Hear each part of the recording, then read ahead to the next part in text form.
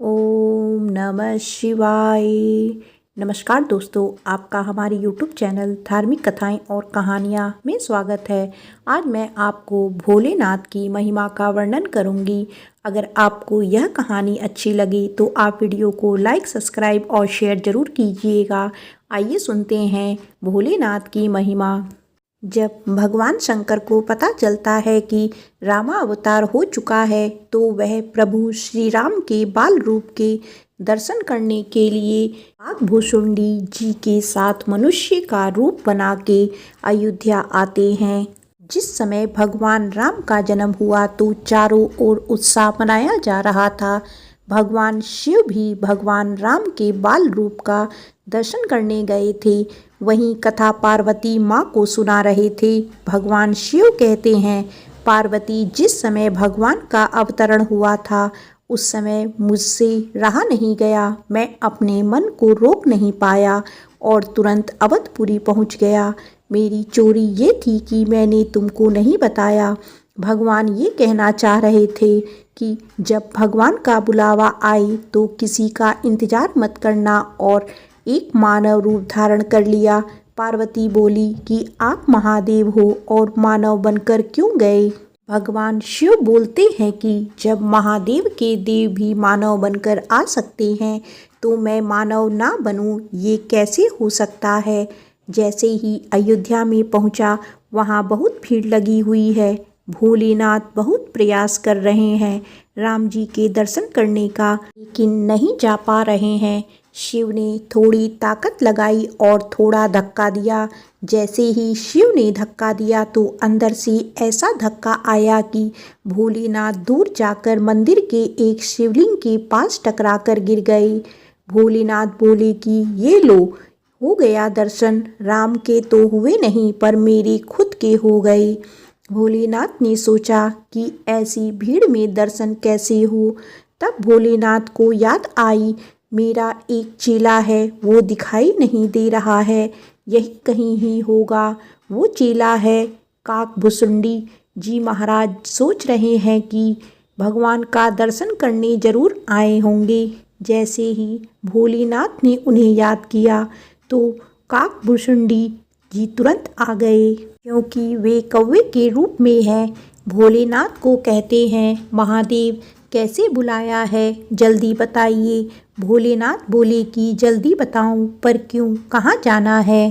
काकभूषुंडी जी बोले कि आपके पीछे उत्सव छोड़कर आया हूँ। शिव जी बोले कि तुम कहाँ थे? उसने कहा कि प्रभु मैं तो अंदर ही था।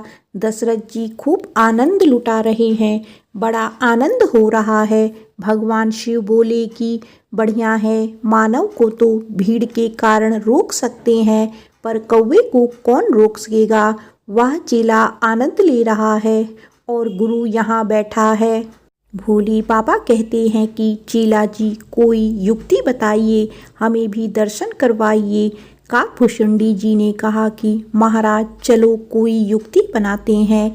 काकभूषुंडी जी ने भी मानव रूप धारण कर लिया। बहुत बार प्रयास किया है लेकिन इन्हें अंदर नहीं जाने दिया। अब जब काफ़ी समय हुआ तो भगवान राम ने भी रोना शुरू कर दिया। इनके मन में भी भोले बाबा के दर्शन करने की तड़प जाग गई है। अब राम जी दुख में तड़प कर रो रहे हैं, और जब यह पीड़ा भरी पुकार मैया के कानों में गई है तो कौशल्या जी बिलख पड़ी है कि मेरे लाल को आज क्या हो गया है। इधर भोले बाबा ने भी पूरा नाटक किया है। भोले बाबा एक 80 साल के ज्योतिष बन गए हैं। गोस्वामी जी ने गीतावली में इस भाव को बताया है और स्वयं ज्योतिषी बनकर काकभूषुंडी जी को अपना शिष्य बना लिया है और सरजू के किनारे बैठ गए हैं। जितने भी लोग रास्ते से आ जा रहे हैं, भगवान शिव सबके हाथ देख रहे हैं और भविष्यवाणी कर रहे हैं। अब अवधपुरी में चर्चा शुरू हो गई है। कोई बहुत बड़ा जोशी आ गया है। गोस्वामी जी कह रहे हैं, अवध आजू आगमी एक आयु।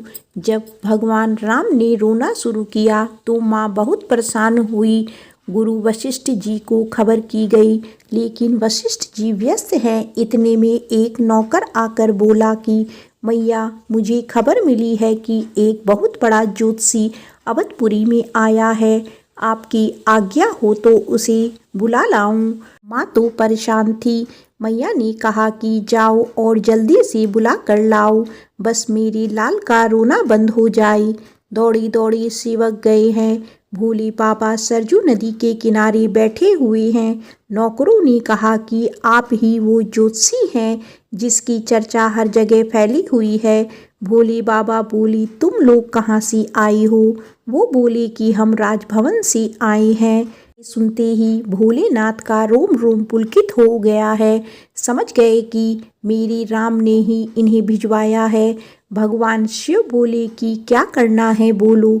वो सेवक बोले कि महाराज जल्दी चलिए, सुबह से लल्ला आज बहुत रो रहा है, रानी ने आपको बुलाया है। भोलेनाथ जैसे ही चलने लगे तो काकभूषुंडी जी कुर्ता पकड़ लिए और बोले कि महाराज मैं भी तो आपके साथ में हूँ, मुझे भी साथ लेके चलो।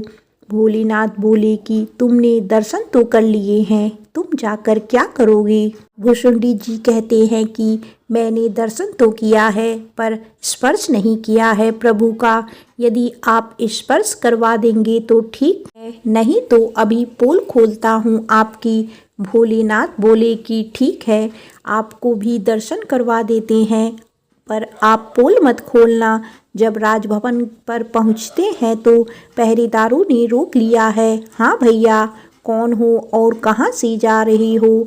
नौकर बोले कि इन्हें रानी ने बुलवाया है, ये ज्योतिषी हैं, इन्हें अंदर जाने दो। जब भोले बाबा राजभवन में अंदर प्रवेश करने लगते हैं पर काकभूषुंडी जी को रोक लिया है। पहरेदार बोले ठीक है, ये ज्योतिषी हैं तो अंदर जा रहे हैं, पर ये साथ में कौन है जो अंदर चला जा रहा है?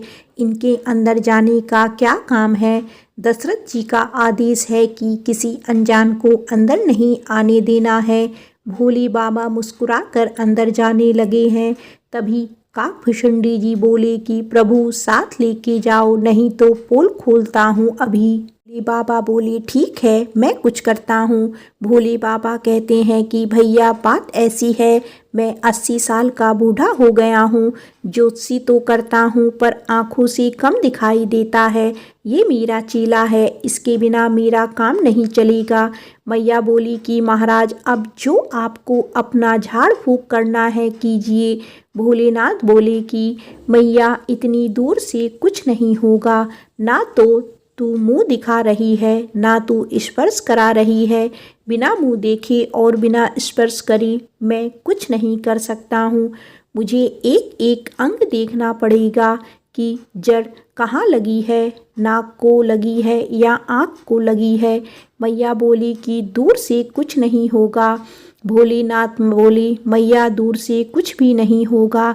आज मैया ने अपनी साड़ी का पल्लू उठा लिया और जो राम जी अब तक रो रहे थे, भगवान शिव को देखकर खिलखिलाकर मुस्कुराने लगते हैं। मैया बोली महाराज आप तो कमाल के ब्राह्मण हो, आपके सिर्फ लाला को देख ही रहे हैं और लाला का रोना बंद हो गया है। भगवान शिव बोले कि मैया अभी तो नज़र पड़ी है और रोना बंद हो गया है, अगर तू गोदी में दे दे तो हमेशा के लिए आनंद आ जाएगा। अब मैया ने तुरंत राम जी को लेकर भोलेनाथ की गोद में दे दिया। जैसे ही भगवान शिव की गोदी में आए हैं, मानो साक्षात शिव और राम का मिलन हो गया है। भगवान शिव के नेत्रों से आंसू बहने लगे हैं। अब तक जिस बाल छवि का मन में दर्शन करते थे, आज साक्षात दर्शन हो गए हैं। भोलेनाथ कभी हाथ पकड़ते हैं, कभी गाल छूते हैं और माथा सहलाते हैं। भगवान राम भी टुकुर टुकुर अपनी आँखों से शिव जी को देख रहे हैं।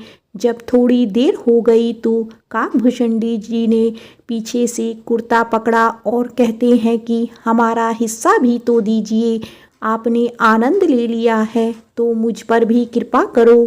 अब भगवान शिव जब प्रभु श्री राम को काकभूषुंडी जी की गोद में देने लगे तो मैया ने रोक दिया है कि इनकी गोद में लाला को क्यों दे रही हो। भगवान शिव बोले कि मैया मैं बूढ़ा हो गया हूँ, ये मेरा चेला है, ये हाथ देखेंगे और मैं भविष्य बताऊंगा। काकभूषुंडी जी की गोद में लाला को दे दिया है। अब काकभूषुंडी जी भी भगवान का दर्शन पा रहे हैं और भोलेनाथ ने भगवान का सारा भविष्य बताया है। सब बता दिया है कि आपके लाला कोई साधारण लाला नहीं है, आपका लाला का जग में बहुत नाम होगा। आपके लाला के नाम से ही लोग भव सागर तर जाएंगे।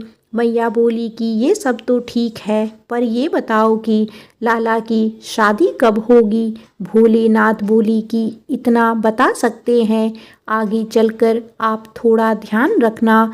एक बूढ़े बाबा आपके लाला को आपसे मांगने के लिए आएंगे और जब वो मांगने आए तो तुम तुरंत दिलवा देना, मना करवाना, क्योंकि आपके लाला उनके साथ चले जाएंगे तो वहाँ से बहू लेकर ही आएंगे। कौशल्या जी बोली कि आप चिंता मत करो महाराज, ये बात मेरे दिमाग में बैठ गई है, मैं इसे हमेशा याद रखूंगी। इस प्रकार भोले बाबा ने सब बताया है। मैया ने बोला कि आपने बड़ी कृपा की है, मेरे लाला का रोना बंद करवा दिया है, मेरे लाला का भविष्य बता दिया है, अब मेरे लाला को आशीर्वाद भी दे दीजिए। भगवान शिव ने खूब आशीर्वाद दिया है। हे राम, आप जुग जुग जियो, आपको आनंदित करो, सबको आनंदित करो। इस प्रकार से भोलेनाथ बड़ी मस्ती में राम जी को आशीर्वाद देके अपने धाम पधारते हैं। भोलेनाथ जी ने ये भी कहा है कि इस चरित्र को सब लोग नहीं जान सकते, बस जिस पर राम की कृपा होगी वो ही लोग इस चरित्र को जान सकते हैं। पार्वती जी कहती हैं, महाराज हम पर राम जी की कृपा बनी हुई है, तभी हम ये सब जान पाए हैं। प्रेम से बोलो जय श्री राम। उमापति शंकर भगवान की जय।